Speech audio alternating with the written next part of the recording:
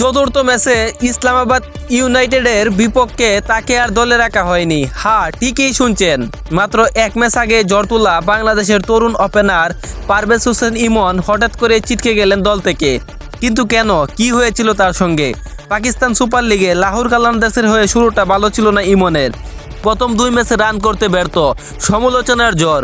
এই প্লেয়ার কেন খেলছে, দলে জায়গা পাবে? সব প্রশ্নের উত্তর যেন জমা রেখেছিলেন তিনি। তৃতীয় ম্যাচ আর সেখানেই বিস্ফোরণ। মাত্র 19 বলে 45 রান, 5টি ছক্কা, 2টি চার, পুরো স্টেডিয়াম কাঁপিয়ে দেন ইমন। এটা শুধু একটা ইনিংস না, এটা ছিল তার কামব্যাক স্টোরি।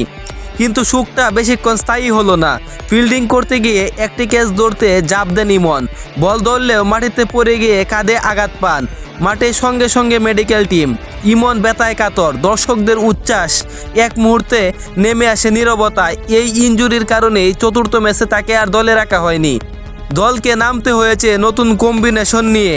ইমন ছিলেন টপ অর্ডারের আগ্রাসী ব্যাটার। তার না থাকা মানেই দ্রুত রান পাওয়ার অপশন কমে যাওয়া।